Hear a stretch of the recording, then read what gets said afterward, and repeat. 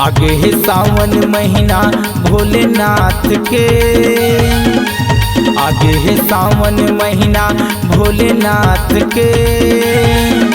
श्रद्धा के फूल चढ़ाबो एक साथ में, श्रद्धा के फूल चढ़ाबो सब साथ में।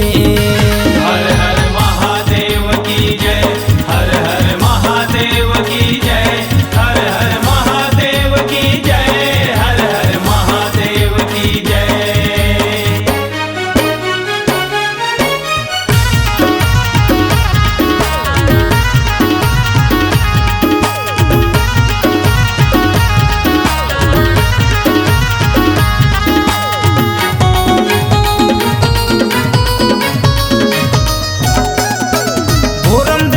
महल के सुघर करबो दर्शन, कांवर मचला धर के शिवजी करबो अर्पण। हर हर महादेव की जय, हर हर महादेव की जय, हर हर महादेव की जय, हर हर महादेव की जय। भोरम दे मड़वा महल के सुघर करबो दर्शन, कांवर मचला धर के शिवजी करबो अर्पण।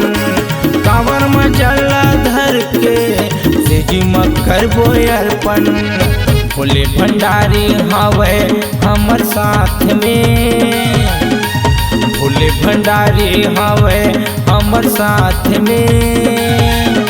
श्रद्धा के फूल चढ़ाबो भोलेनाथ में, श्रद्धा के फूल चढ़ाबो सब साथ में।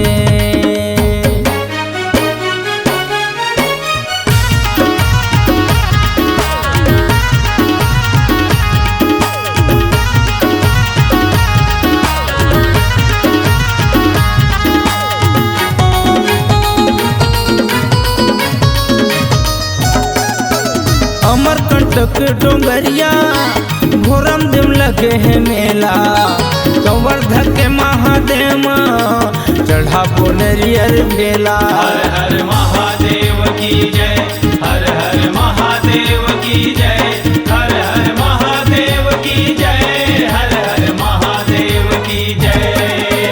अमरकंटक डोंगरिया भोरम दिन लगे है मेला, कंवर्धक के महादेव चढ़ाबो नरियर बेला। कंवर्धक के महादेव चढ़ाबो नरियर भेला।